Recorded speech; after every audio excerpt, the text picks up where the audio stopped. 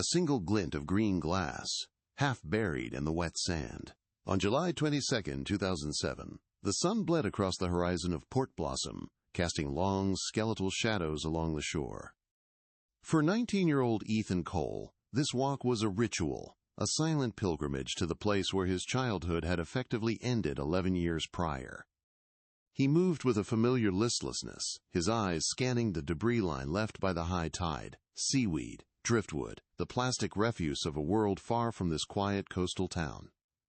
This evening, however, was different. Something caught the last rays of sunlight, not with the dull sheen of broken glass, but with the solid, curved form of an object that had survived its journey. It was a bottle, whole and waiting. He knelt, the cool, damp sand soaking through the knees of his jeans.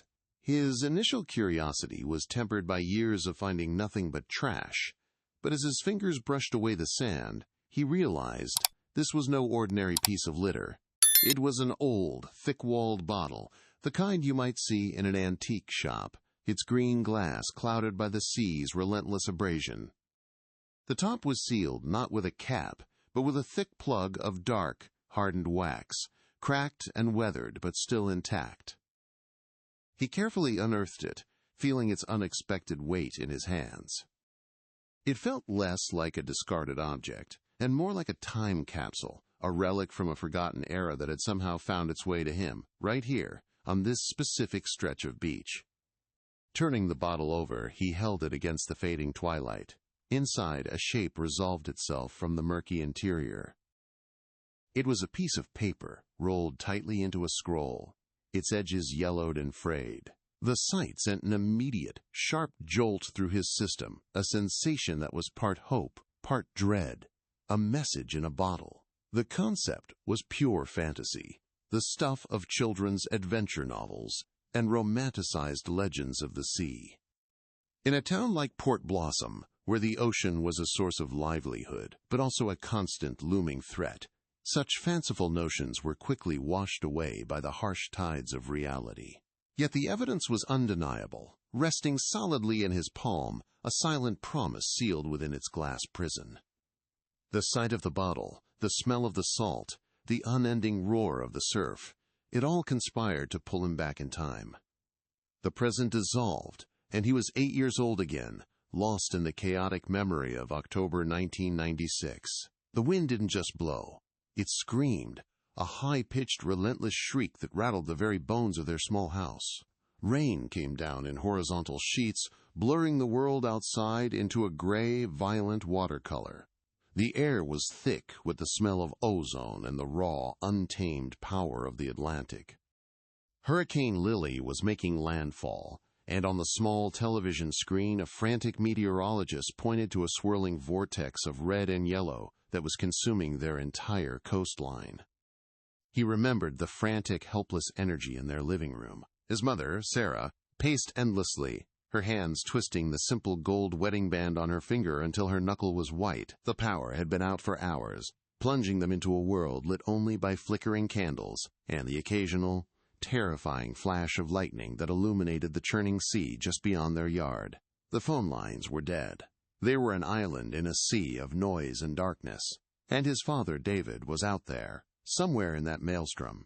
He had taken his boat, the Sea Serpent, out for what he promised would be a quick trip, long before the storm's true fury had been forecast. The last image Ethan had of his father was seared into his memory. David, smelling of diesel and salt, had knelt before him that morning, his rugged face etched with a calm confidence that belied the darkening sky. He had pressed a smooth gray stone into Ethan's small hand. "Keep this safe from me, buddy," he'd said, his voice a low, steady rumble against the rising wind. "I'll be back before you know it. The fish are calling." But the storm had called louder. David Cole, a man who knew the ocean's moods better than his own, had sailed out and never returned. Hurricane Lily was not just a storm. It was a monster that had remade the map of their lives. Back in 2007, the setting sun painted the sky in gentle strokes of pink and gold, a serene beauty that felt like a cruel joke against the violent gray canvas of his memory. The bottle in his hand now felt impossibly heavy, its weight compounded by 11 years of unanswered questions and unresolved grief. The official report was a cold, simple narrative. David Cole, a respected fisherman, made a fatal error in judgment. He challenged a hurricane and lost. His boat was found, smashed to pieces down the coast. His body was never recovered, surrendered to the depths. Port Blossom had mourned, and then it had moved on. It was a tragic accident. Case closed. For Ethan, however, the case had never truly closed. It remained an open wound, a nagging inconsistency that festered in the quiet moments. His father was not a gambler. He was a master of his craft, a man who treated the ocean with a profound, almost spiritual respect. He taught Ethan how to read the clouds, how to understand the pull of the tides, how to listen to the water's warnings. The man who existed in his memories was not the kind of man who would willfully sail into the path of a Category 3 hurricane for a few more fish. For a decade, this contradiction had been a silent, lonely burden, a son's intuition warring against a town's accepted truth. Now, as he stood on the shore, the green bottle felt like a key, a wild, impossible key to a door he thought was permanently locked. He looked out at the waves, the same indifferent waves that had taken everything from him. For 11 years, this ocean had offered him nothing but a vast, empty silence. Tonight, it had finally given something back. It had returned a secret, sealed in wax and preserved in glass, a message that had traveled through time and tide to find him. With a certainty that made the hairs on his arms stand up, he knew that what was inside this bottle would shatter the silence forever. His breath hitched, a sharp, ragged sound lost to the rhythm of the surf. The world seemed to shrink until it contained only him, the darkening sky, and the impossible object cradled in his hands. The glass was cold against his skin, its surface pitted and smoothed by a decade of unseen currents. It felt less like a bottle and more like a stone, dense with the weight of its journey and the secret it held within. For a dizzying moment, time felt fluid, the 11 years since his father's disappearance collapsing into a single sharp point of focus. Every ghost story, every sailor's myth he'd ever dismissed as childish fantasy, now felt chillingly plausible. This wasn't just debris, it was a testament, a message that had fought the ocean itself to find him. He scrambled back from the water's edge, his heart hammering against his ribs like a trapped bird. He needed to open it. Now, he sat heavily on the dry sand, turning the bottle over and examining the seal. The dark wax was cracked like ancient earth, fused to the glass lip with stubborn resolve. His fingers, clumsy with adrenaline, could find no purchase. He fumbled in his pocket for his keys, selecting the sharpest one. With painstaking care, he began to chip away at the wax, the tiny flakes falling onto his jeans like dark snow. Each crackle of the seal sounded like a gunshot in the quiet evening air, breaking a silence that had lasted for 4,015 days. He wasn't just opening a bottle, he was breaking a seal on the past. Finally, a significant piece of the wax broke free, and the plug loosened. With a final, determined twist, it came free with a soft pop. A faint, musty odor escaped the bottle's mouth, the smell of trapped air, of time itself, mingled with the unmistakable scent of old, damp paper and a ghost of the sea. He tilted the bottle carefully, his movements slow and deliberate, terrified of damaging its precious contents. The rolled scroll slid toward the opening. Using the tip of his pinky finger, he gently coaxed it out. The paper felt impossibly fragile as it rested in his palm, a delicate scroll that had survived a journey he could barely comprehend. It was real. It was in his hand. The proof he never knew he was waiting for. With hands that trembled uncontrollably, Ethan began to unroll the small scroll. The paper was stiff and yellowed, its edges feathered and delicate where the water had worked its way in. It threatened to crumble at his touch, a relic so fragile it felt as if a single wrong move could turn it to dust, consigning its message to oblivion forever. He held his breath, slowly flattening the curl of the paper against his thigh. As it opened, he saw the faint, skeletal lines of ink. The writing was blurred in places, the words haloed by water stains that mapped the note's long, dark voyage through the Atlantic. It was a ghost of a letter, a whisper on paper, and he knew that deciphering it would require more than just his eyes. It would require an act of faith. His eyes scanned the faded script, and a jolt went through him, a shock of recognition that was both painful and profound. It was his father's handwriting. He knew it instantly. The distinct, slightly slanted capital letters, the way the D in David always looked on birthday cards he could barely remember. The connection was immediate, visceral, and it closed the gap of 11 years in a single heartbeat. Then, he focused on the words themselves, piecing the faint letters together. The first legible phrase he could make out was Thorne's shadow. The name Thorne meant something vague, a wealthy family in town, but the context was unnerving. A shadow. It wasn't a name dropped in conversation. It was a warning, a dark shape looming over the message. Beneath the first cryptic phrase, another set of words came into focus, clearer and more chilling than the first. 3 simple words that completely reconfigured his reality. Not the storm. He read them once, then twice, his mind refusing to process the implication. Not the storm.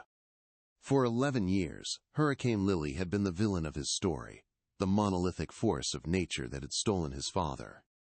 It was the accepted truth, the official report, the foundation of his family's grief.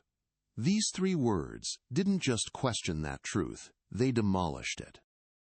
If it wasn't the storm, then what was it? Or more terrifyingly, who was it? The hurricane had been a faceless monster, but this note suggested a human hand, a conscious act, a betrayal far colder than any ocean. The walk home was a blur. Ethan clutched the note in one hand and the green bottle in the other, his knuckles white. The familiar streets of Port Blossom, usually a source of quiet comfort, now seemed menacing. Every lighted window held a potential secret, every passing car a potential threat. The town was no longer just a backdrop for his grief. It was a potential crime scene, and everyone in it was a possible silent conspirator. The official story of his father's death had been a neat, tragic narrative that allowed the community to mourn and move on. But this note suggested a different story, a messier and more sinister one. A story that had been deliberately buried, just like the bottle, waiting for the right tide to bring it to the surface. He stopped at the end of his driveway, the warm light from the kitchen window spilling onto the lawn. Through the glass, he could see his mother, Sarah, standing at the sink, her movements carrying the slow, weary rhythm of her life for the past decade. Seeing her, so contained in her quiet sorrow, made his next step feel like an act of profound cruelty. For 11 years he had shared her grief. Now, he held a piece of evidence that threatened to transform that grief into something far more volatile: rage, suspicion, and a dangerous hope. He had a choice.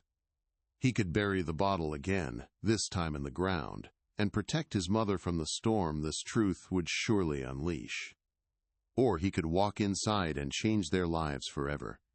He chose the truth. He walked through the front door, the sound of it closing behind him echoing with finality.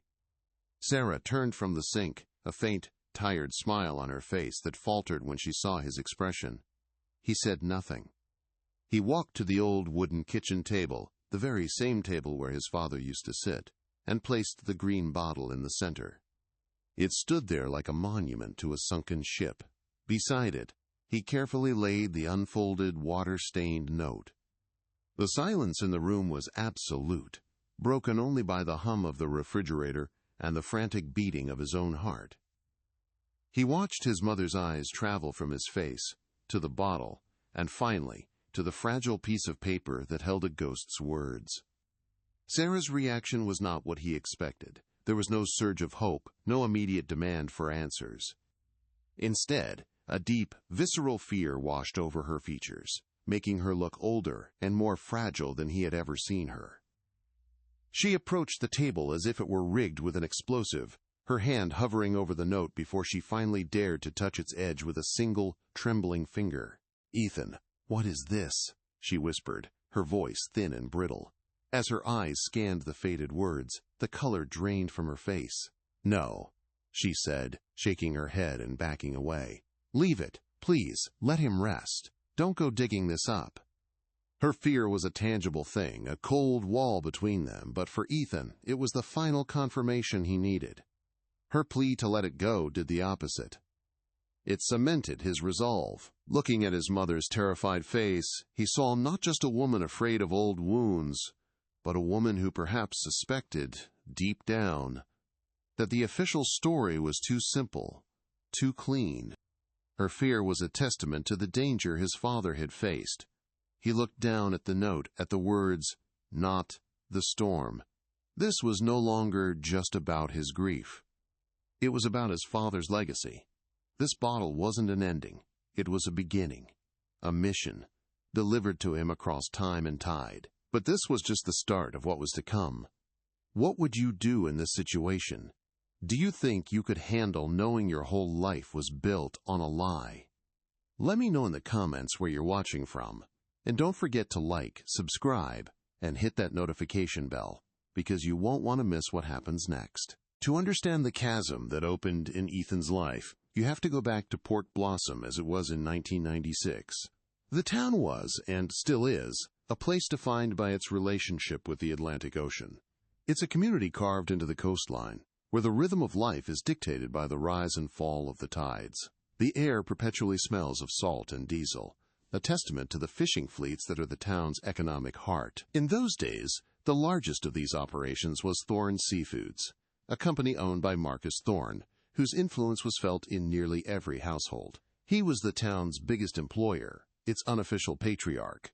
Port Blossom was a place of hard-working people who knew the ocean gave life, but also understood with a deep, ancestral respect that it could take it away without warning. Within this tight-knit community, David Cole was more than just another fisherman. He was a standard-bearer. He was a man who seemed born of the sea itself, possessing an almost intuitive understanding of its currents, its moods, and its dangers.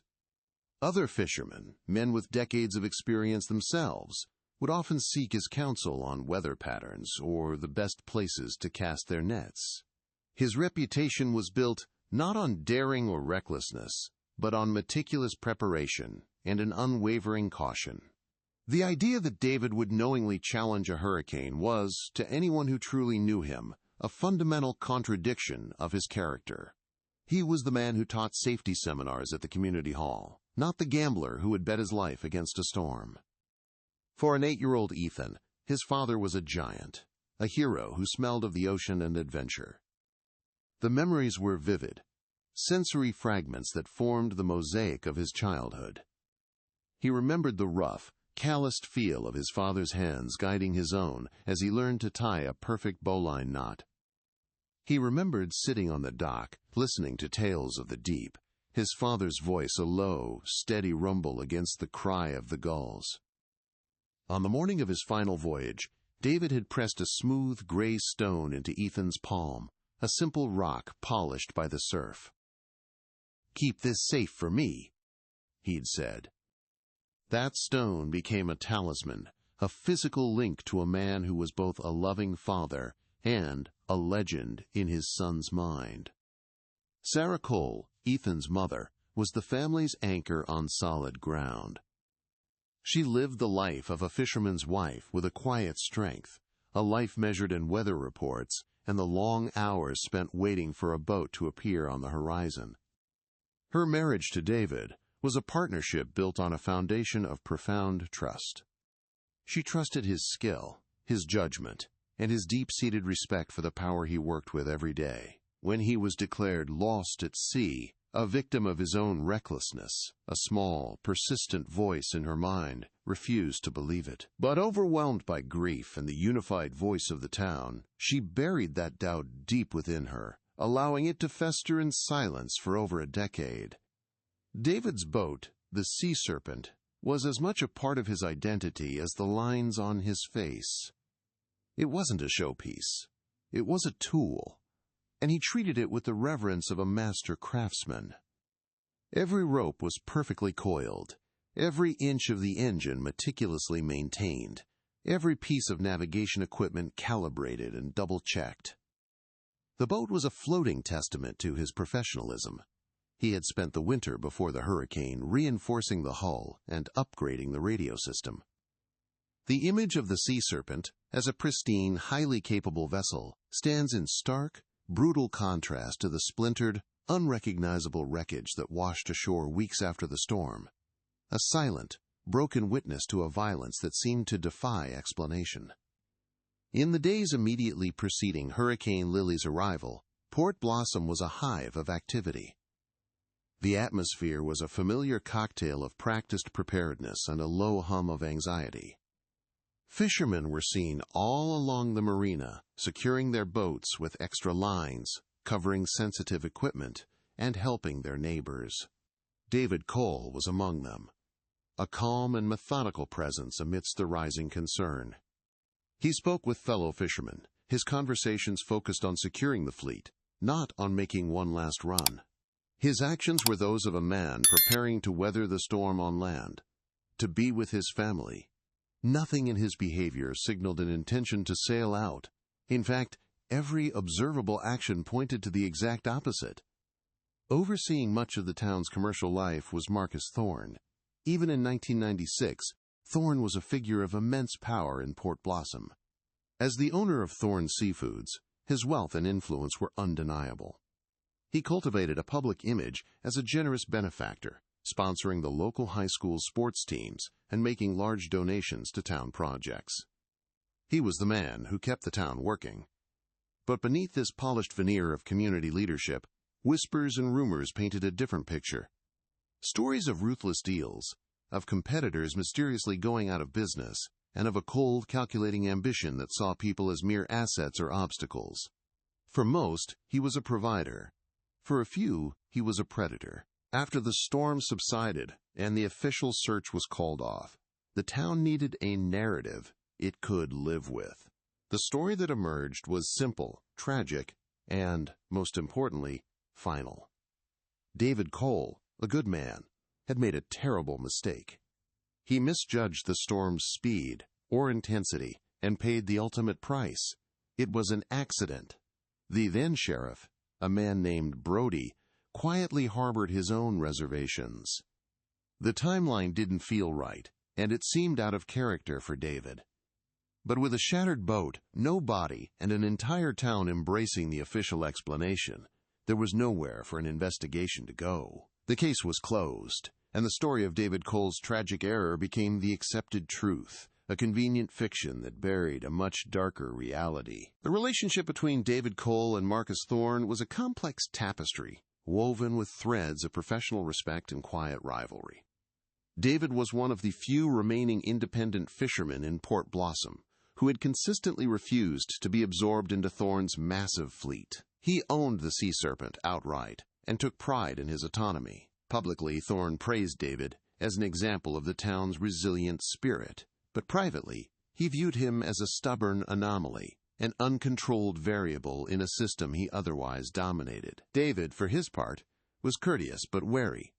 He saw the benefits Thorne brought to the town, but he also saw how dependence on one man could slowly erode a community's soul, making them complicit through silence and obligation. Their interactions were a careful dance of civility, masking a fundamental opposition in their philosophies.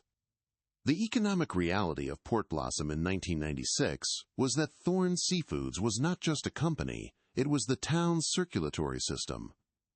Nearly every family had a connection to it, whether through a job at the processing plant, a spot on one of Thorne's boats, or a business that supplied the fleet. This pervasive influence created an unspoken social contract. Loyalty to Thorne was loyalty to the town's survival. To speak out against him or his operations was to risk not just your own livelihood, but the stability of your neighbors and friends. This created a powerful, self-policing culture of silence. It was a town where people learned to look the other way, to dismiss unsettling rumors as jealousy, and to accept the narrative handed down by their benefactor, because the alternative was simply too costly to contemplate. Sheriff Brody, the man tasked with upholding the law, felt this pressure more acutely than anyone. In 1996, Brody was a seasoned lawman who understood the difference between legal statutes and the unwritten rules that truly governed Port Blossom. He was a good man, but he was not a naive one. He knew Thorne's influence extended deep into the town's infrastructure, and he had long suspected that the magnate's operations weren't entirely clean. Yet, suspicion was not evidence. Any minor investigation he attempted to launch into Thorne's affairs would hit an immediate wall of silence, built from a mixture of fear and fealty. Brody was a sheriff in a town effectively owned by a king, and he was painfully aware that his badge offered him little power against the throne. The first hint of trouble came not as a dramatic confrontation, but as a quiet puzzle David was trying to solve. A few weeks before the hurricane, he started mentioning odd things to Sarah. He spoke of seeing lights at night in the vicinity of Reef 7, a protected marine sanctuary where no boats were supposed to be. He described a strange, chemical sheen on the water he'd once seen at dawn, an unnatural slick that vanished as quickly as it appeared. At the time, he didn't frame it as a crime, but as a navigational anomaly, a mystery of the sea he was determined to understand. He started making notes in his logbook, meticulously documenting the dates, times, and coordinates of these strange occurrences, driven by a fisherman's need to understand every secret of his domain. This quiet investigation wasn't entirely solitary. David had a close friend, an older fisherman named Miguel, with whom he often shared coffee at the docks before sunrise. It was to Miguel that David first voiced his growing concerns about the activity near Reef 7. He speculated that someone was using the protected area as a clandestine meeting point, or, worse, a dumping ground. Miguel, who had worked for Thorne years ago before retiring, grew visibly uneasy at the suggestion. He warned David to be careful, telling him some parts of the ocean are best left alone, not because of what's in the water, but because of who claims it. It was a cryptic warning, a gentle attempt to steer his friend away from a danger he couldn't bring himself to name explicitly. The tension escalated subtly in the week leading up to Hurricane Lily. The town was preoccupied with storm preparations, but a different kind of storm was brewing on the docks. Ethan, only 8 years old, would later have a fleeting, disjointed memory of seeing his father in a hushed but heated conversation with two of Thorne's most intimidating crew foremen. There was no shouting, just a low, menacing exchange that ended with one of the men placing a heavy hand on David's shoulder. David had brushed it off, his face a mask of cold composure. When Sarah asked him about it later, he dismissed it as a simple disagreement over mooring space, but she saw a flicker of something new in his eyes. Not fear, but a hard, resolute anger. This simmering conflict was the backdrop to David Cole's final morning. The sky was already a bruised, ominous gray, and the wind carried a sharp, premonitory bite. His decision to go out on the Sea Serpent that day seemed, to the uninformed observer, like an act of madness. But for David, it was likely an act of necessity. He may have been going out not for fish, but for proof. He may have believed the cover of the approaching storm would allow him to get one last, definitive look at what was happening at Reef 7 to capture the evidence he needed to expose Thorne without being seen. His final promise to Ethan, "I'll be back before you know it," was not the lie of a reckless man, but perhaps the hopeful prayer of a good man who had severely underestimated the ruthlessness of his enemy. Thus, the stage was set not by one storm, but by two. The first was Hurricane Lily, a monstrous, swirling force of nature visible to all. The second was a storm of human greed, corruption, and intimidation. A silent tempest that had been gathering strength for years in the heart of Port Blossom. David Cole sailed directly into the confluence of both. The official story would only ever acknowledge the hurricane, its winds and waves providing the perfect cover for a much colder, more deliberate act of violence. The town, in its grief and its need for a simple explanation, accepted the story it was given. For 11 years, the truth of what happened that day remained submerged, trapped in the dark, silent depths, waiting for the right current to carry it to shore. With his mother's fear echoing in the silent house, Ethan's resolve hardened into something unbreakable. Her plea to let the past lie dormant was not a sign of acceptance, but a testament to a deep, unspoken terror, and that terror was the very thing he now had to confront.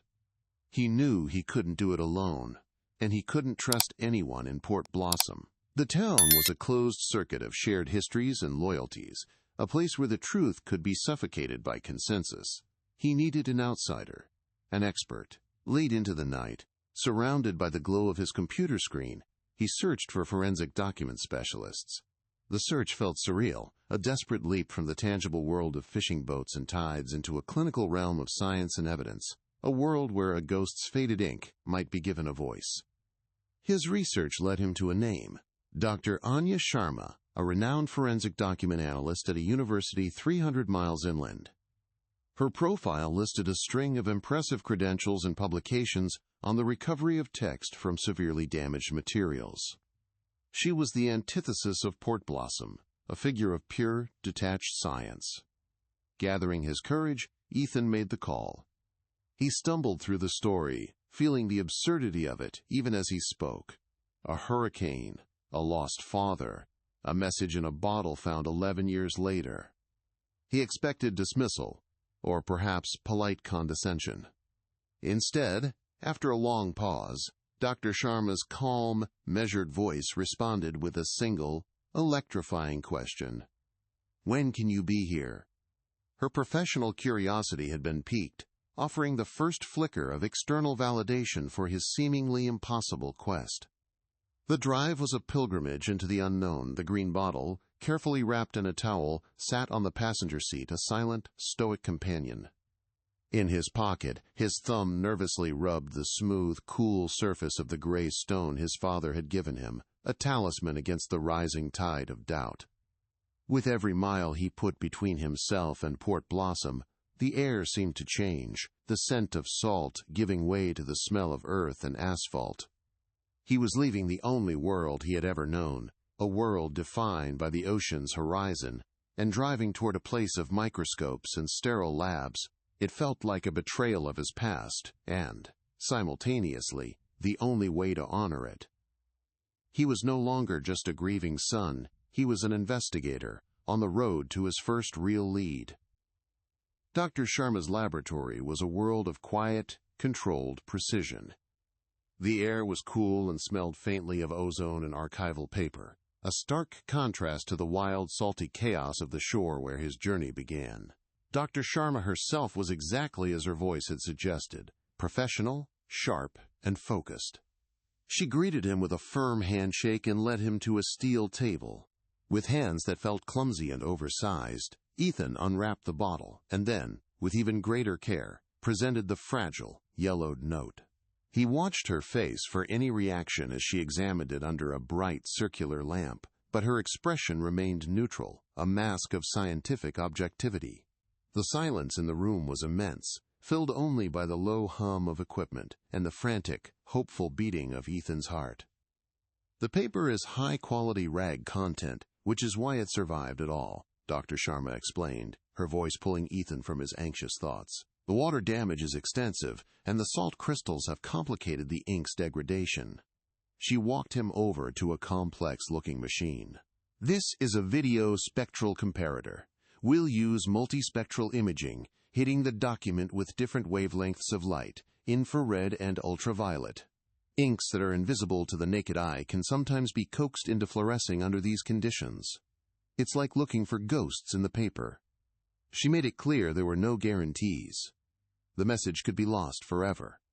It was a methodical, scientific process, a cold counterpoint to the hot, emotional core of Ethan's mission, and yet, it was his only hope of making the ghost speak. Ethan was led to a small, sterile waiting area while Dr. Sharma began her work. The minutes stretched into hours. Left alone with his thoughts, the crushing weight of his expectations began to suffocate him. The entire, fragile edifice of his new reality was being tested in the next room. What if the note was just a child's game, lost to the sea decades ago? What if the handwriting he thought he recognized was just a phantom of his own desperate longing? He felt the profound loneliness of his quest. He had alienated his mother, embarked on a journey based on a sliver of impossible hope, and was now banking everything on a machine designed to see what the human eye could not. The doubt was a cold poison, seeping into his resolve, making him question if he was chasing justice or just a shadow. Just as his hope began to fray, the door opened.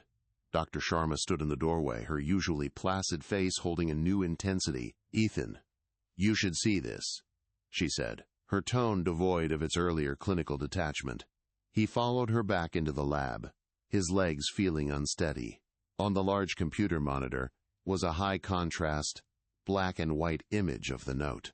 The original faded scrawl was still visible, but now, glowing with an eerie digital light, were new words, letters, and phrases that had been completely invisible before. They were faint, like whispers captured on a screen, but they were undeniably there. Dr. Sharma pointed to a line of text near the top of the page. "The infrared light picked up the carbon residue from the original ink," she explained. "Your father's message wasn't entirely lost." He leaned closer, his breath catching in his throat as he read the words aloud, each one a detonation in the quiet lab. "Thorn's shadow, not the storm. Reef 7. Tell S." The fragments formed a devastating mosaic of truth. Thorn's shadow. It gave a name to the faceless villain of his family's tragedy. Not the storm. It was a direct refutation of 11 years of accepted history, turning a story of accidental death into one of foul play. Reef 7 inches. It was a coordinate, a tangible location on a map, a place to anchor the investigation. And Tell S, a cryptic command, a final, desperate instruction. The note was not a rambling farewell. It was a warning. It was a map.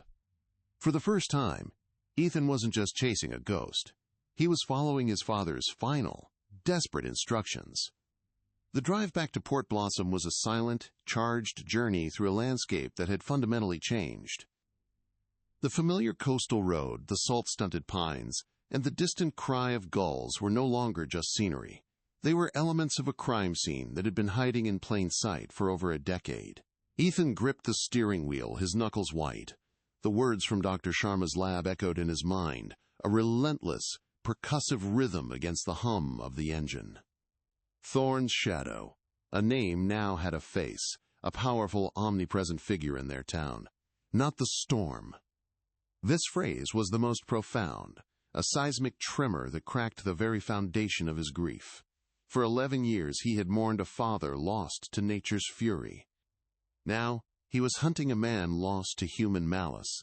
His sorrow was crystallizing, hardening into a cold, sharp-edged resolve that felt both terrifying and empowering. He bypassed his own home, the dread of facing his mother's fear too great to bear just yet. Instead, he went to the one place he had avoided for years, the dusty, neglected attic of their house, a silent mausoleum of his father's life. The air was thick with the scent of aged wood and forgotten memories. Pushing aside old furniture and boxes of seasonal decorations, he located a heavy cardboard tube tucked away in a dark corner.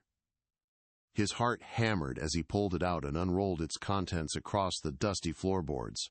It was a collection of his father's nautical charts. With a trembling finger, he traced the intricate lines of the coastline he knew so well, his eyes scanning for the coordinate from the note. And then he saw it. A small, precise circle, drawn in his father's distinct hand, around a designated area labeled Reef 7. Below the name, in parentheses, were the words, Marine Protected Area. The sight of the circle, drawn by his father's hand, was a jolt of connection that bridged the 11-year gap in an instant. It was tangible proof, a physical link between the ghost's message in the bottle and the real man who had navigated these waters. This wasn't some random location. It was a specific point of focus, a place his father had deemed important enough to mark on his primary chart. Ethan could almost picture him, hunched over this very piece of paper under the dim light of the sea serpent's cabin, a growing unease settling in his heart as he connected the pieces of a puzzle far more dangerous than he knew. The attic no longer felt like a place of sorrowful endings. It was an archive, a repository of clues left behind by a man who knew he was running out of time. The smooth, gray stone in his pocket felt warm, a silent source of strength. Armed with the deciphered message and the marked chart, he finally went downstairs to face his mother. He found her in the living room, staring out the window at the gray sea, a posture he had seen 1,000 times. He laid the evidence on the old coffee table, the scientific printout from Dr. Sharma's lab next to the weathered, hand-marked chart. He spoke quietly, his voice steady despite the tremor he felt inside. He pointed to the final, cryptic clue from the note. Tell S. He asked her, his gaze locked on hers, if David had ever mentioned Reef 7, or if he had expressed any specific concerns about Marcus Thorne. He held his breath, praying for a flicker of recognition, a forgotten conversation that could unlock the next door in this dark, winding hallway. He needed her memory to be the key. Sarah stared at the items on the table, her face a mask of profound sorrow and of fear that seemed to chill the air in the room. She slowly shook her head, her hand coming up to her mouth as if to stifle a sob. The name Thorne, she explained, was like the air in Port Blossom. Everyone knew it. Everyone felt its presence. But David had never spoken of him with any pointed animosity, only the quiet wariness of an independent man. The location, Reef 7, meant nothing to her. The letter S was a complete mystery. "Ethan, please," she whispered, her voice cracking. "This path leads nowhere good. If David found something he wasn't supposed to, confronting a man like Thorne will only bring more pain. Let him rest in peace." Her plea, intended to protect him, served only to underscore the very danger his father had faced, making the ominous phrase, Thorne's shadow, feel crushingly real. The dead end with his mother was a frustrating blow, leaving the crucial instruction, "Tell S," as an unsolvable riddle. Ethan spent the next day in a state of agitated paralysis, pacing the floors of his house, his mind racing through a Rolodex of his father's old friends and acquaintances. Who was S? A relative? A colleague? He pulled out old photo albums and a worn address book, searching for names. But every lead felt thin and improbable. The initial momentum he had felt after visiting Dr. Sharma was beginning to wane, replaced by the cold dread of failure. He felt the investigation stalling before it had even truly begun. Desperate for another breadcrumb, he returned to the attic, to the boxes of his father's things, determined to sift through every last scrap of his past, hoping to find one more message left behind. His persistence was rewarded. In a salt-stained wooden crate containing old ropes and rusted tools, he found it, the official logbook from the Sea Serpent, recovered from the wreckage but deemed useless by the original investigators due to severe water damage. Its leather cover was warped and stiff, and many of its pages were fused together into a solid block. With the painstaking delicacy of an archaeologist, Ethan spent hours carefully prying the pages apart with a thin knife. Most of the entries were illegible, the ink washed away into faint blue clouds. But then, in a section from late September 1996, he found a series of entries, faint but miraculously preserved. His father had documented seeing lights near Reef 7 on 3 separate nights. He noted the times, the strange silence of the ships, engines and their names, the Triton and the Poseidon. Ethan's blood ran cold. He knew those names. They were the 2 largest cargo vessels in Marcus Thorne's fleet. He kept reading, his heart pounding with each newly deciphered word.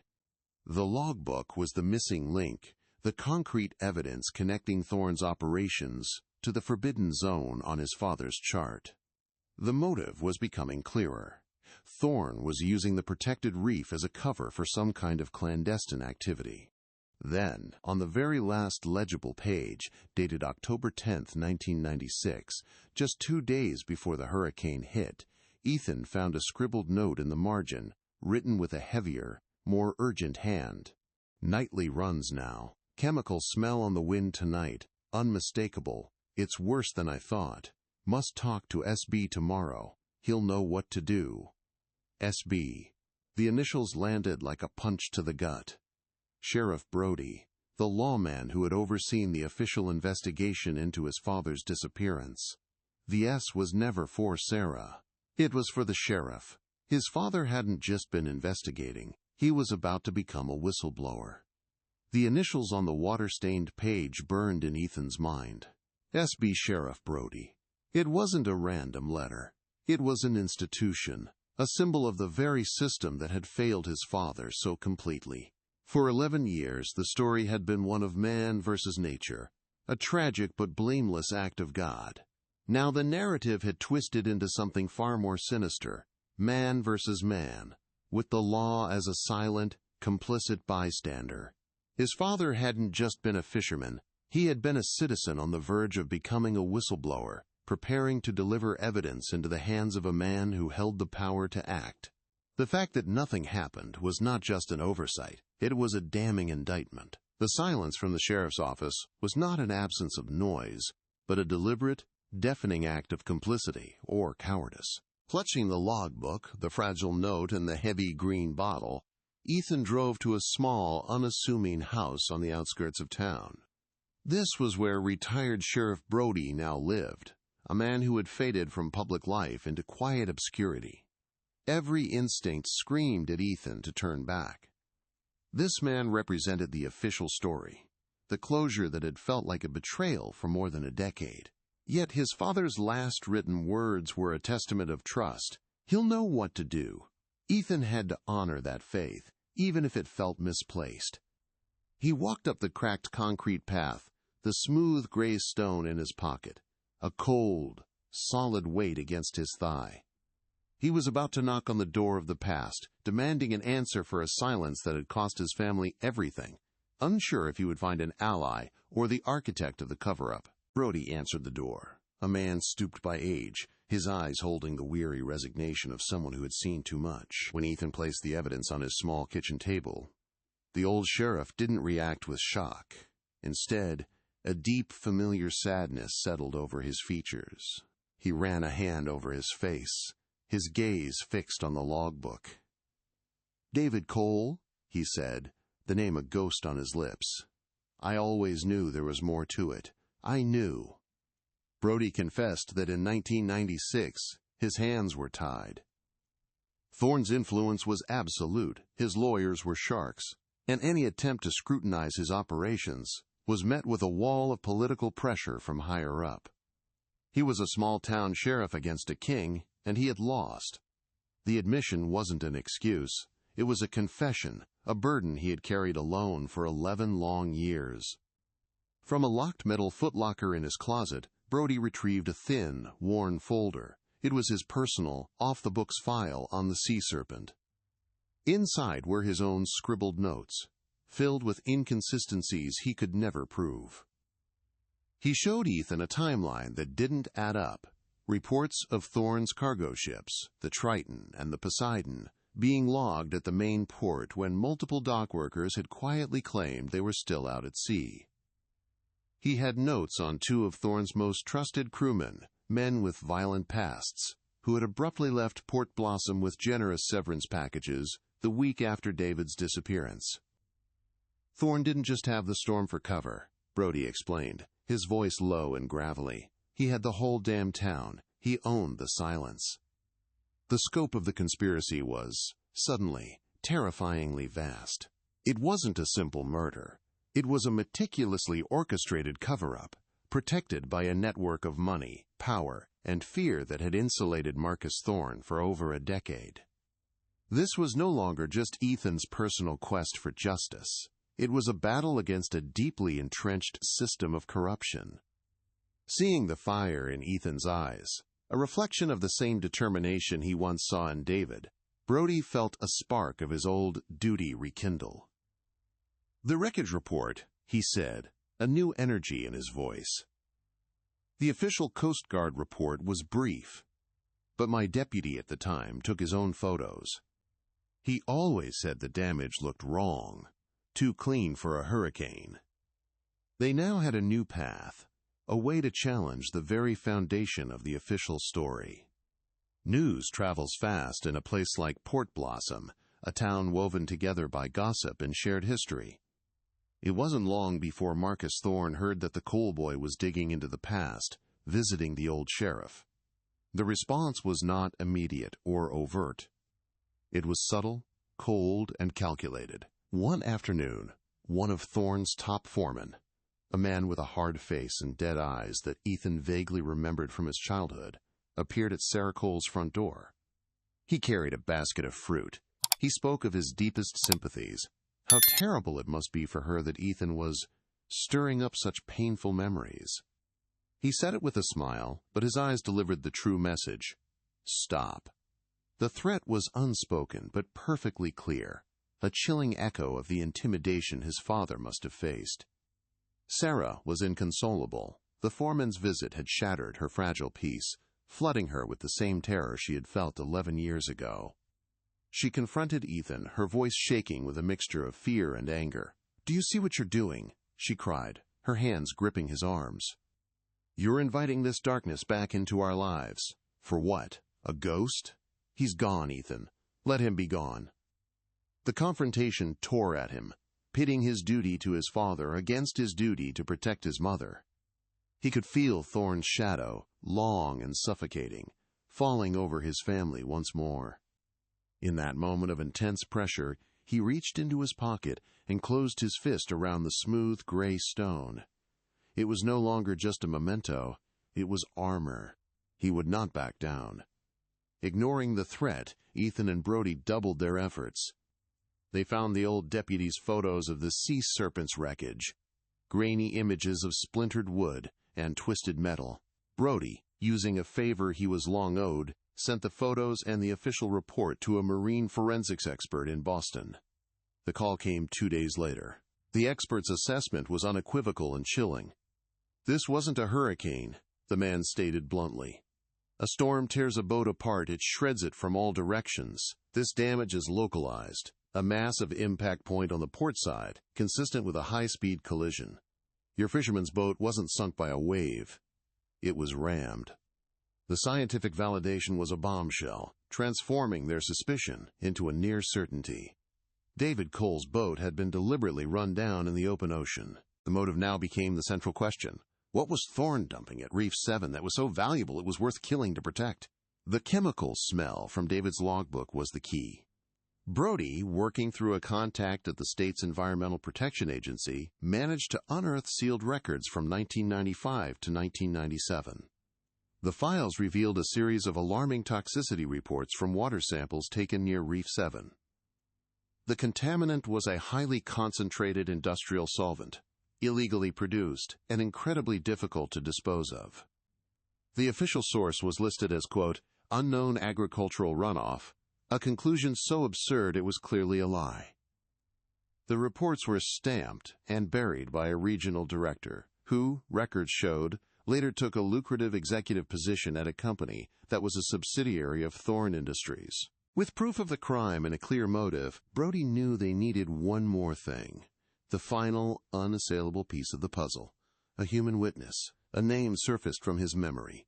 A loose thread from the original, stifled investigation. Miguel Rivera, an old, retired fisherman who had been David Cole's closest friend and confidant on the docks. He was the one who had warned David to be careful, who knew the whispers and the fears that circulated among the crews. Miguel had gone quiet after the storm, retreating into a self-imposed isolation, terrified of Thorne's reach. He was their last, best hope for a first-hand account of the threats made against David. Approaching him was a risk, for them and for Miguel, but it was a risk they had to take to finally bring the truth to light. A cold, damp evening found Ethan and Brody driving down a long, unpaved road to Miguel Rivera's isolated cottage near the salt marshes. The place looked neglected, the paint peeling and the yard overgrown. A single dim light glowed in a front window, a lonely beacon in the encroaching twilight. As they got out of the car, an unnatural quiet settled over them, the usual sound of crickets and marsh birds conspicuously absent. They walked toward the front porch, their footsteps loud on the gravel. It was then that they saw it. The front door was slightly ajar, swinging gently in the faint, cold breeze coming off the water. A deep sense of dread washed over Ethan. Brody put a hand on his shoulder, his face grim. He called out, "Miguel?" The only answer was the creak of the door and the profound, heavy silence from within. Brody, his face a mask of grim professionalism, motioned for Ethan to stay back. He pushed the door fully open, his old instincts taking over as he scanned the scene. The small cottage was in a state of violent disarray. A chair was overturned, its legs pointing accusingly at the ceiling. Cushions were slashed, books swept from their shelves, and the contents of every drawer were strewn across the floor. It was a ransacking, but a specific, targeted one. It wasn't the work of a common thief looking for cash or valuables. A small, old television set sat untouched on its stand, a silent witness to the chaos. Miguel Rivera was nowhere to be seen. The ominous silence that had greeted them from the outside now felt heavy and suffocating, filled with the terrifying implication that they had arrived far too late. The threat was no longer a shadow from the past. It was an active, present danger. The sight hit Ethan with the force of a physical blow. The abstract notion of Thorne's shadow had just materialized into this scene of brutal violation. This was the consequence of getting too close, of asking the wrong questions. He saw the torn fabric of a family photo on the floor and felt a sickening lurch in his stomach. This wasn't just about a cold case anymore. It was about real, immediate violence inflicted upon a man whose only crime was his loyalty to a friend. A wave of guilt washed over him, followed by a surge of cold, clarifying rage. He thought of his mother, of the foreman's veiled threat at her door. He finally understood the depth of her fear, because he was now feeling it himself. This was the reality his father had faced in his final days, a reality of terror and intimidation that the quiet town had so effectively concealed. "Don't touch a thing," Brody commanded, his voice a low, steady growl that cut through Ethan's rising panic. The retired sheriff moved through the room with a practiced eye, his mind automatically cataloging the evidence of the intrusion. He pointed to the kitchen cupboards, all flung open. "They were thorough," he murmured, more to himself than to Ethan. They weren't looking for something small, like a piece of paper. They were looking for something bigger. Something David might have given him for safekeeping. Brody knelt by the fireplace, his fingers tracing the outline of disturbed floorboards. He knew this pattern. He had seen it before in cases involving men who didn't trust banks. This wasn't a random act of violence. It was a professional search, executed with a specific objective in mind, and that made it infinitely more terrifying. Following his hunch, Brody used a fireplace poker to pry up a loose floorboard near the hearth. Beneath it lay a hollow space, and inside that space, a small metal safe had been wrenched from its moorings. The door of the safe was bent and mangled, clearly forced open with a crowbar. It was empty. The sight was a crushing blow. Whatever tangible proof David had entrusted to Miguel, Thorne's men had found it. They were too late. A profound sense of defeat settled over Ethan. They had been so close, following a trail that was 11 years cold, only to be beaten at the final step by an enemy who was still active, still powerful, and always one step ahead. The silence in the cottage felt different now, mocking them with their failure. The hope that had ignited with the discovery of the bottle was threatening to be extinguished. Just as despair began to set in, Ethan's eyes caught a glint of metal from under the edge of a large, hooked rug that had been kicked aside. He walked over, his heart giving a faint, hopeful flutter. He knelt and pulled the object from its hiding place. It was a small, tarnished silver locket, the kind a woman might wear, attached to a broken chain. It was utterly out of place, amidst the masculine rustic decor of the old fisherman's cottage. It must have been dropped during the struggle. With trembling fingers, Ethan pried open the delicate clasp. He expected to see a faded photograph, perhaps of Miguel's wife or sister. Instead, nestled inside one of the tiny frames, was a minuscule, tightly folded piece of paper, no bigger than his thumbnail. It was a desperate, final breadcrumb left behind in the wreckage of their best lead. They didn't dare unfold the fragile paper in the compromised cottage. Back in the safety of Brody's kitchen, under the bright glare of a desk lamp, they used tweezers to carefully open the tiny scroll. It wasn't a note or a confession. It was a receipt from a self-storage facility in Northwood, a town 50 miles up the coast. The rental agreement was dated November 5, 1996, less than a month after David Cole's disappearance. Brody's eyes narrowed as he read the name on the agreement, Maria Rivera. He looked at Ethan. "That's Miguel's sister," he said, a new energy in his voice. "She moved to Oregon right after the storm. Miguel must have had her rent the unit in her name and then leave town. He was smarter than they gave him credit for. He created a firewall. The evidence wasn't gone. It had been moved, hidden under a different name, a ghost in a system Thorne couldn't possibly have known about. This single piece of paper radically expanded the scope of what they were dealing with. This wasn't just a secret kept between two old friends. It was a small, desperate conspiracy of ordinary people trying to preserve a truth they knew was too dangerous to hold.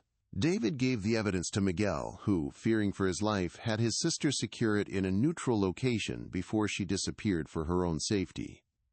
It was a clever, multi-layered plan designed to protect the evidence at all costs. Thorne's men, in their violent search, had found the decoy safe and assumed their mission was complete, but they had missed the real prize. The ransacked cottage was no longer a sign of their failure. It was a testament to Miguel's foresight. They weren't one step behind anymore. For the first time, they had a lead that Thorne didn't know they had. The game had changed, and so had the level of risk. Miguel was missing, and they had to assume the worst. Thorne had proven he would stop at nothing, that his reach was long, and his methods were brutal. Brody knew with chilling certainty that they could no longer operate on their own. The Port Blossom police were too compromised, too enmeshed in Thorne's web of influence. Picking up the phone, he made a call he hadn't made in years. To a man named Agent Miller at the State Bureau of Investigation. Miller was a top investigator now, but he had started as a rookie under Brody's wing. Brody laid out the entire story, his voice low and urgent, detailing everything from the bottle to the missing witness and the storage unit receipt. He was cashing in a career's worth of credibility on a single, desperate plea for help. Agent Miller's reaction was what Brody expected: professional, cautious, and deeply skeptical.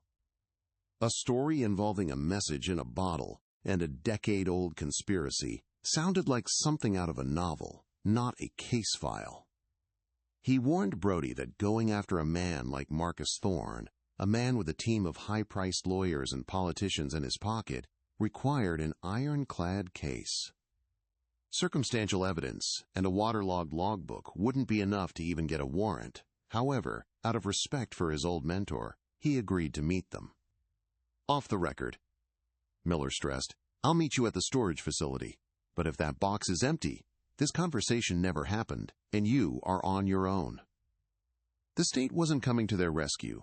They had one last chance to find the smoking gun themselves. The 50-mile drive to Northwood was the longest of Ethan's life.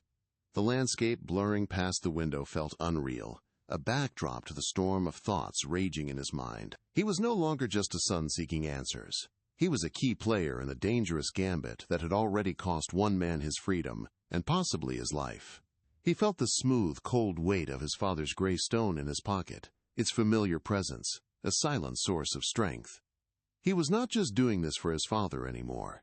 He was doing it for Miguel, for his terrified mother, and for the truth itself. Brody drove in a tense silence, his knuckles white on the steering wheel. He knew this was their final play. Either the storage unit held the key to blowing the entire conspiracy wide open, or it was a dead end that would leave them exposed and vulnerable to Thorne's wrath. They arrived at Northwood Self-Storage, a sprawling, anonymous complex of identical metal doors shimmering under the hot afternoon sun. Agent Miller was already there, leaning against an unmarked sedan, his face impassive. He gave them a curt nod. Brody had retrieved the key to the locket from a hidden compartment in Miguel's cottage, a last-minute find that now felt like fate.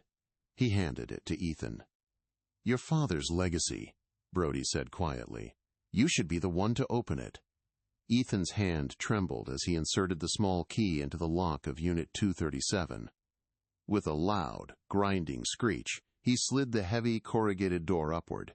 A wave of cool, musty air washed over them, carrying the scent of dust and time. Inside the dark space, shrouded by a thick canvas tarp, sat a single, large, sealed wooden crate. It was the final piece of the puzzle, a time capsule of truth, waiting 11 years to be opened. The air that rushed out of the storage unit was a physical presence, a cold, musty exhalation of time itself. It smelled of concrete, dust, and a faint, lingering dampness that clung to the back of the throat. The three men stood in a silent tableau, framed by the harsh, rectangular light of the open door. For Ethan, the sight of the crate was the culmination of a journey that had started with a glint of green glass in the sand. His heart hammered against his ribs, a frantic, wild rhythm of hope and terror. Agent Miller's face remained a mask of professional neutrality, but his eyes, sharp and calculating, were fixed on the wooden box, his skepticism a palpable weight in the small, enclosed space. This was it, the moment where a ghost's whisper would either become a roar of truth or fade into nothing. Brody, ever the practical lawman, broke the spell. He walked back to his car and returned with a heavy, rust-flecked crowbar, its metal end scarred from years of use. He wedged the tip into the seam between the crate's lid and its body, placing his foot on the edge for leverage. The sound that followed was a symphony of resistance. The screech of metal against wood, the deep groan of aged timber under strain, and the sharp, protesting shriek of long dormant nails being forced from their homes. Each sound echoed unnaturally in the confined space, a percussive beat marking the violent undoing of a secret kept for 5 days. Ethan held his breath, his hands clenched into fists at his sides, every muscle tensed for the final, definitive crack of the seal. With a final, splintering crack, the lid gave way. Brody heaved it off, letting it fall to the concrete floor with a heavy thud that sent a puff of dust into the air. The three of them peered into the darkness within. It wasn't one singular item, but a carefully arranged collection, a time capsule of a man's last desperate act. A thick canvas tarp, smelling of old salt and something faintly chemical, covered the contents. As Brody pulled it back, the sight was both mundane and profoundly sacred. It was a collection of personal effects, of evidence, a curated archive of a man's final days. For the first time, Agent Miller leaned forward, his professional curiosity finally breaking through his stoic reserve. The contents of this box would either vindicate Ethan's impossible story or prove it to be a fantasy. Ethan's hand, trembling slightly, was the first to reach inside. His fingers brushed against a rough, familiar fabric. He pulled the item out into the light, and a sharp, ragged breath escaped his lips. It was his father's oilskin jacket, the one he always wore against the sea spray. It was stiff with age and still carried the ghost of a scent. Salt, diesel, and the faint, unique smell that was just his father. He buried his face in the worn fabric, and for a moment he was 8 years old again, standing on the docks, secure in the presence of his hero. The jacket was more than an object. It was a tangible piece of his past, a physical connection to the man whose memory he was fighting to honor. A single, hot tear traced a path through the dust on his cheek. Brody, understanding the weight of the moment, gave Ethan a gentle pat on the shoulder before taking over the search with a more methodical approach. His hands, steady and sure, moved past the jacket and lifted out a heavy, leather-bound ledger. It was thick and well-worn, its cover embossed with the faded gold letters of a local marine supply company. This was not the official logbook from the Sea Serpent. This was something different, something more personal. He opened it carefully, the stiff pages crackling in protest. Inside, page after page was filled with David Cole's neat, concise handwriting. Miller moved closer, his eyes scanning the dense script. This wasn't just a record of observations. It was a comprehensive dossier, a meticulous, damning account of a criminal enterprise. The journal was a prosecutor's dream. David had chronicled everything. He had logged the exact dates and GPS coordinates of Thorne's ships entering the protected waters of Reef 7. He had listed the names of the crew members on duty during the illicit runs, men he recognized from the docks. Most damning of all, he had used his contacts in the chemical transport industry to identify the specific compounds being dumped, cross-referencing their unique, acrid smell with safety data sheets he had managed to acquire. He had built a complete, undeniable case against Marcus Thorne, detailing not just the crime of illegal dumping, but linking it to a pattern of environmental damage and public endangerment. The journal wasn't a collection of suspicions. It was a finished investigation waiting for a voice. Agent Miller took the journal from Brody's hands, his professional skepticism now completely evaporated and replaced with a focused, predatory intensity. He flipped through the pages, his trained eyes absorbing the details. He stopped at one entry and read it aloud, his voice low and grim. October 9th, 1996. The Triton was back tonight. They are no longer just dumping barrels. They have a new system. A large hose venting a gas directly into the water. The wind shifted, and the smell was overwhelming. Burned my throat. This is worse than I imagined. They aren't just poisoning the ocean. They're poisoning the air. The clinical, chilling description of the crime, written in the victim's own hand, hung in the air, a testament to the true scale of Thorne's depravity and the immense danger David had placed himself in. But the crate was not yet finished with its secrets. As Brody carefully lifted the journal, he revealed a small, heavy, black metal box tucked into a corner. It was a fireproof and waterproof document safe, the kind used on boats to protect essential papers. It was locked tight. A new wave of tension filled the small space. The journal was an incredible find, but it was still just one man's word. Whatever was in this box, David had felt the need to give it the highest level of protection. Brody examined the small, circular lock. "There has to be a key," he murmured, his eyes scanning the other contents of the crate. He wouldn't have locked it without ensuring the key was with it. The final piece of the puzzle was inches away, protected by one last layer of steel. A sudden, intuitive thought struck Ethan. He turned back to his father's oilskin jacket, which he had laid reverently on a nearby stack of boxes. He plunged his hand into the deep inner pocket, a place he hadn't thought to check. His fingers, numb with anticipation, brushed against something small, cold, and metallic. He pulled it out. It was a tiny, intricate key attached to a simple brass tag engraved with the safe's serial number. The key had been with his father all along, resting against his heart. A final, silent piece of foresight. He walked back to the crate and handed the key to Brody. The symbolism was almost too much to bear. It was David Cole himself, reaching across 11 years of silence, providing the final tool needed to unlock his own justice. Brody inserted the key into the lock. It turned with a smooth, satisfying click. He lifted the heavy lid of the safe, and the three men leaned in, their breaths held in a collective, silent prayer. Inside, nestled in custom-cut foam padding, were two sets of items. The first was a stack of about a dozen photographs. They were grainy, clearly taken at night from a distance with a telephoto lens, but the images were devastatingly clear. They showed the crew of the Triton, their faces illuminated by the harsh deck lights of the ship, rolling large, 55-gallon drums off the side of the vessel. On one of the barrels, a stenciled skull and crossbones hazard symbol was perfectly, horrifyingly visible. They now had faces. They had photographic proof of the crime in progress. The second set of items was even more significant. It was a collection of 3 standard audio cassette tapes, each one labeled in his father's handwriting. Agent Miller picked one up, his expression unreadable. "What did he record?" he asked, his voice barely a whisper. Ethan's eyes scanned the labels. 2 were marked with dates and technical notes. Reef 7, wave sounds, engine noise. They were likely ambient recordings made for comparison.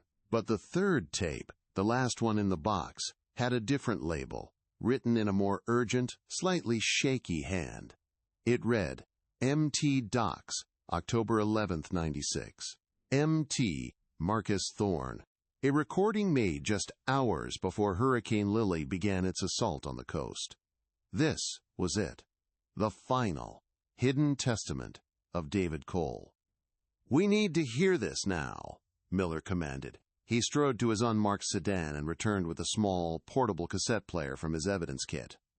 The simple, plastic device felt like the most important piece of technology on the planet.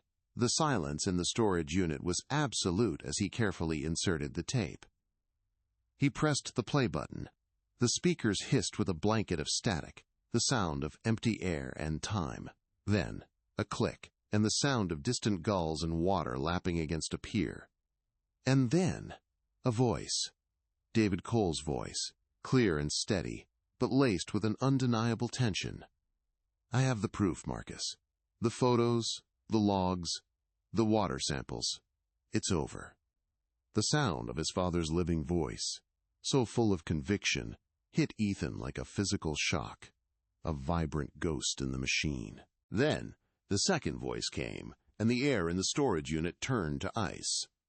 It was Marcus Thorne, his tone a smooth, condescending baritone that dripped with arrogance. David, you've always been a stubborn man, a good fisherman, but a terrible businessman. There's no need for this to be ugly. There's a place for you in my organization, a very wealthy place." There was a pause, and then David's firm reply, "My price isn't money. It's you turning yourself in." A short, humorless laugh from Thorne. "Wrong answer," he said, his voice losing all its feigned warmth, becoming flat and cold as a winter sea. "You fisherman," Thorne sneered, his voice dropping to a menacing whisper. "You know better than anyone how unpredictable the ocean can be. Especially with a big storm coming. Accidents happen." It wasn't a confession. It was a death sentence, recorded for posterity. The click of the cassette player stopping was the loudest sound Ethan had ever heard. The silence that followed was immense, a vacuum that sucked all the air from the small storage unit. In that void hung the echo of Marcus Thorne's voice, cold and final. Accidents happen. It was no longer a theory. It was a recorded threat, a ghost's testimony delivered across 11 years. Agent Miller stood motionless for a long moment, his face stripped of all professional detachment, replaced by a cold, hard fury. He looked from the small plastic tape player to Ethan, whose face was a mask of grief and vindication.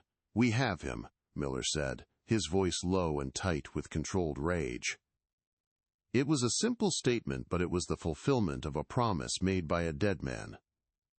The impossible quest, born from a glint of green glass, had just found its anchor in undeniable, damning fact.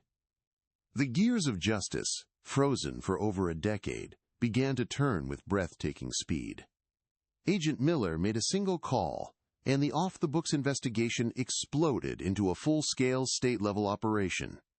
Within an hour, the anonymous storage complex was swarming with SBI agents and forensic technicians. The crate, the journal, the photographs, and the sacred cassette tape were meticulously catalogued, sealed in evidence bags, and transported under armed guard. The weight of the entire investigation was lifted from Ethan and Brody's shoulders and placed squarely onto the powerful machinery of the state.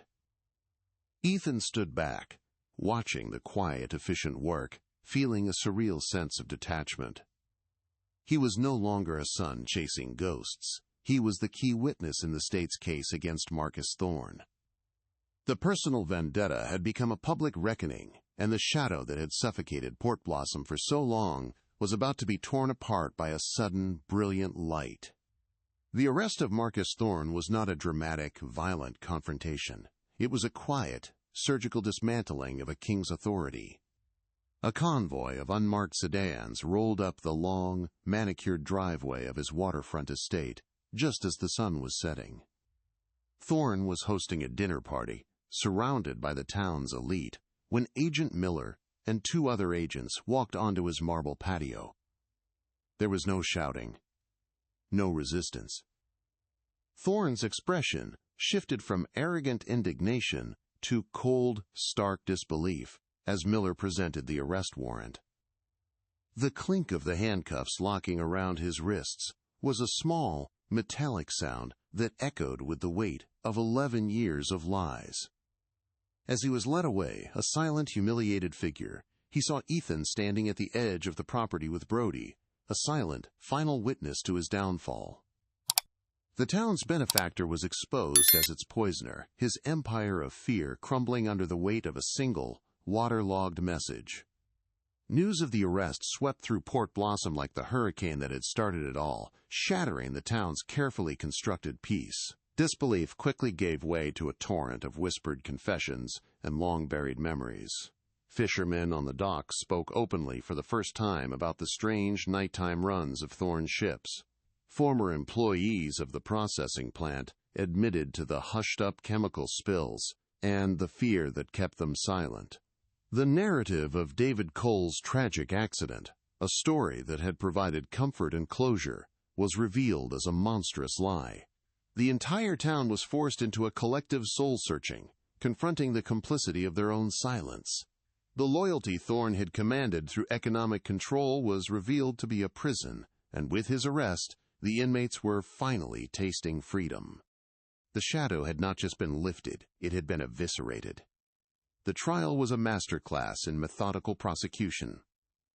Agent Miller's team laid out the story for the jury, piece by irrefutable piece. It began with the green bottle, presented to the court like a sacred relic. Dr. Sharma testified about the science that had given the note its voice. The marine forensics expert explained, with chilling diagrams, how the sea serpent had been rammed, not torn apart by a storm. Brody, taking the stand, detailed his decade-long suspicion and the wall of silence he had faced. The photographs of the crewmen dumping barrels of toxic waste were displayed on a large screen, their faces illuminated for all to see. Thorne sat impassively at the defendant's table, his expensive suit, a useless armor against the mountain of evidence that was burying him. The story of David Cole was being told, in full, for the first time. The climax of the trial came when the prosecutor placed a small cassette player on the witness stand.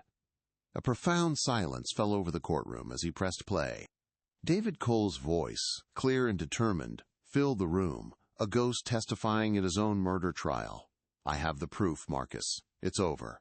Then came Thorne's smooth, condescending reply, followed by the chilling threat that sealed his fate. Sarah Cole, sitting in the front row, closed her eyes, tears streaming down her face, tears of sorrow, but also of profound pride.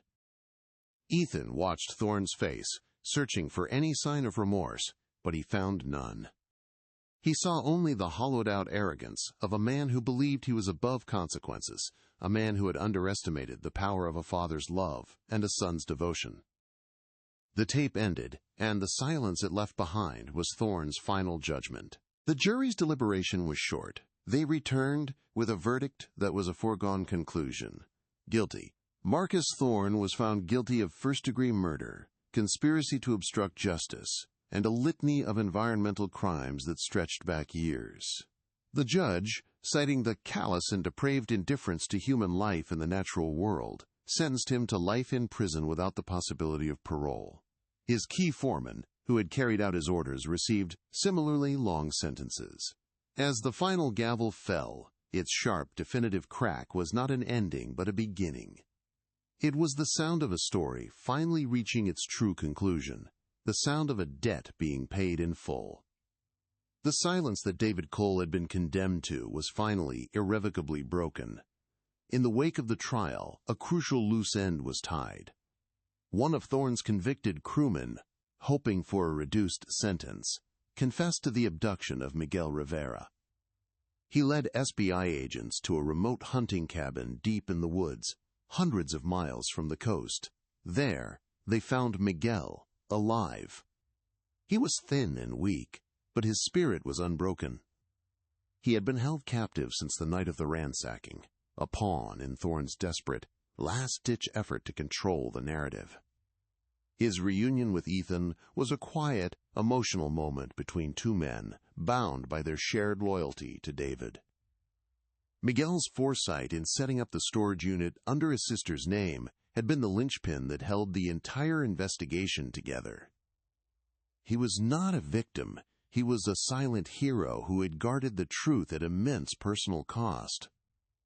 Ethan returned to the small house by the sea, the weight of his 11-year quest finally lifted. He found his mother, Sarah, sitting on the porch looking out at the water. For the first time since he had found the bottle, the fear was gone from her eyes, replaced by a deep, quiet peace. They no longer had to mourn a man defined by a mistake. They could now celebrate a man who had died a hero, a man who had given his life to protect his community from a poison it didn't even know existed. They talked for hours, sharing memories of David, his laugh, his calloused hands, the way he smelled of salt and wind. The grief was still there, a permanent fixture in their lives, but it was no longer a jagged, open wound. It was a scar, a testament to a love that had endured, a truth that had survived. The town of Port Blossom began its own slow process of healing and atonement.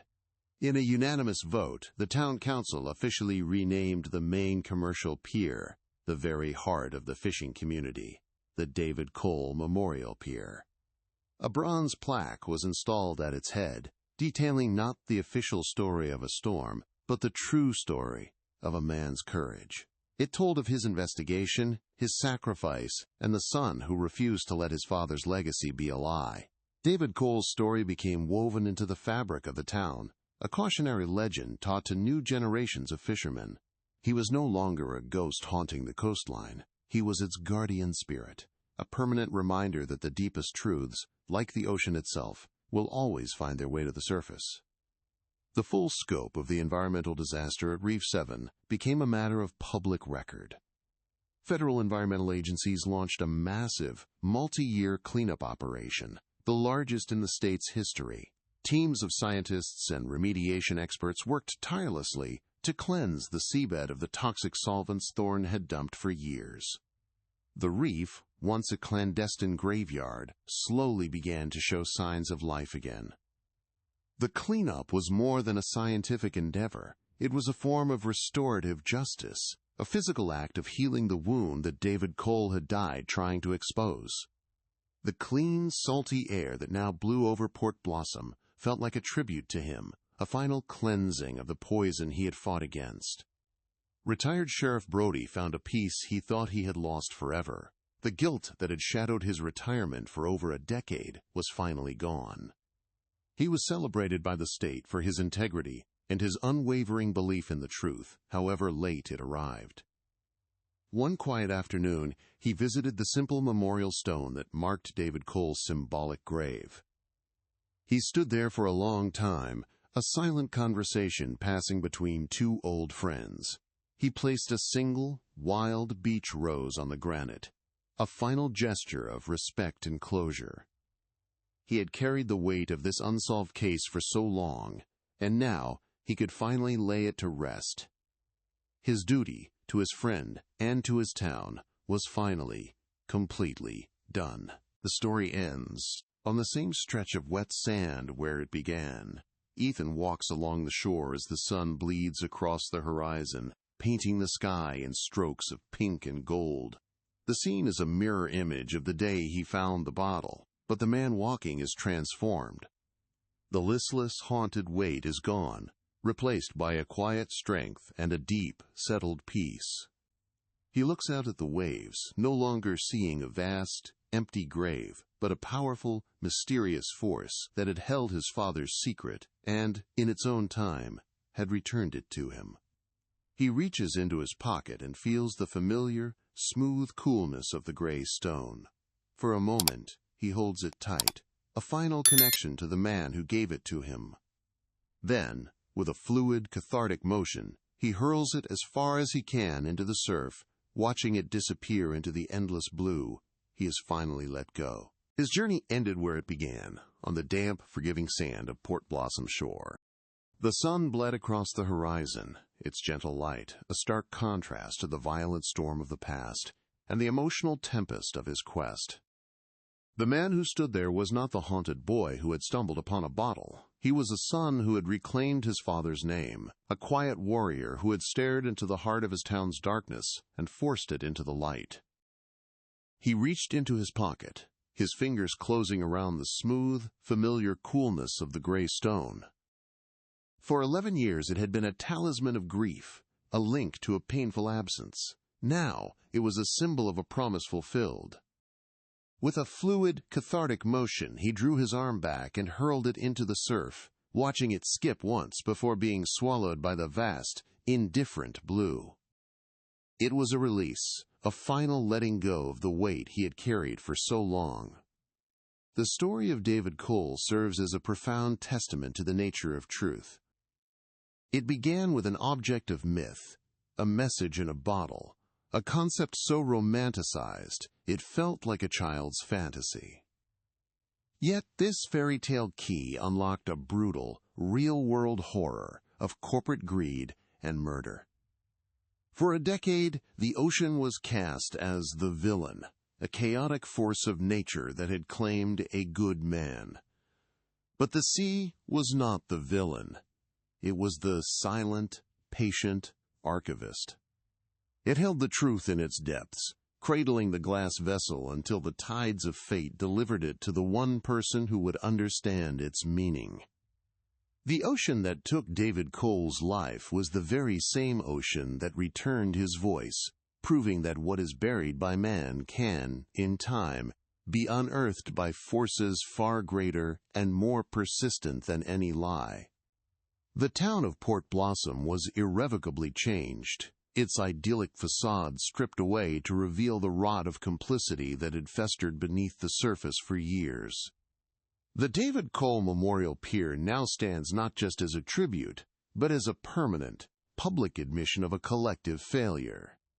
It is a daily reminder to every resident of the cost of silence, of the way fear can be weaponized to turn good people into passive bystanders. The arrest of Marcus Thorne was not just the downfall of one man, it was the liberation of an entire community from the economic and psychological prison he had built. The healing of Port Blossom is not a finished event, but an ongoing process, a conscious effort to rebuild trust and to honor the man who died, trying to tell them a truth they weren't ready to hear. Ultimately, this is a story about legacy. David Cole is no longer remembered as a reckless fisherman who made a fatal error. His name is now synonymous with courage, integrity, and the ultimate sacrifice. His legacy is not one of victimhood, but of heroism. It lives on in the clear, detoxified waters of Reef 7, a testament to the environmental battle he waged in secret. It lives on in the newfound vigilance of a community that now questions authority instead of blindly accepting it. And most importantly, it lives on in his son Ethan, who transformed his personal grief into a powerful engine for justice. David's final, desperate act of casting his story into the sea ensured that his life's work and his death's meaning would not be erased by the man who silenced him. Marcus Thorne's power was built on an illusion, a shadow cast by money and influence that made him seem untouchable. He believed that his control over Port Blossom was absolute, that fear was a currency more valuable than truth. But the story of the fisherman's bottle is a powerful lesson in the fragility of such power. It demonstrates that even the most carefully constructed conspiracy, protected by years of silence and intimidation, can be unraveled by a single fragile piece of evidence. It shows that the determination of one person, fueled by love and a refusal to accept a lie, can be enough to topple an empire. Thorne's shadow only had power as long as it remained in the dark. Once Ethan dragged it into the light, it vanished, as if it had never been there at all. For Ethan Cole, the end of the quest brought a profound and unfamiliar sense of peace. For so long, his identity had been interwoven with his father's disappearance, his life's purpose defined by the pursuit of an elusive truth. With Thorne convicted and his father's name cleared, that purpose was fulfilled. He stood on the shore, no longer a son haunted by a ghost, but but a man forged by his journey. He was free. Free from the weight of unanswered questions, free from the shadow that had loomed over his family, and free to build a future that was entirely his own. His father had given him one last gift, delivered across a decade of silence, not just the truth, but the permission to finally live his own life, to find his own horizons beyond the water's edge. The journey to uncover this one truth was long and fraught with danger, a testament to the power of a single voice against a corrupt system. It makes you wonder what you would have done in Ethan's place. Would you have had the courage to keep digging, even when your own family begged you to stop? Let us know your thoughts in the comments, and please consider liking this video and subscribing to our channel for more stories that uncover the truth. The conviction of Marcus Thorne brought justice to Port Blossom, but the web of corruption he built was vast, with connections that reached far beyond the town's limits. And this was just the beginning of something much bigger. The case of the illegal dumping at Reef 7 exposed a network of shell corporations and complicit officials that stretched across the state. The evidence found in David Cole's crate didn't just solve a murder. It became the key that unlocked a series of much larger federal investigations into environmental crime. The story of Port Blossom, as unique as it seems, is a microcosm of a battle being waged in countless quiet communities where powerful interests poison the land and water, protected by a wall of silence and fear. It forces us to ask a chilling question. How many other secrets are buried just beneath the surface, waiting for the right tide or the right person to bring them into the light? David Cole's bottle has been found, but how many others are still out there, floating in the dark? In the end, this was a story about listening. For 11 years, the truth about David Cole's death was not silent. It was simply unheard, drowned out by the roar of a hurricane and the carefully constructed lies of a powerful man. It took a son's unwavering belief in his father and the impossible arrival of a glass bottle to finally amplify that whisper into a roar that could not be ignored. A single piece of paper, protected by glass and wax, carried enough weight to bring down a king and restore honor to a hero. It serves as a permanent, powerful reminder that the most important truths are rarely the loudest.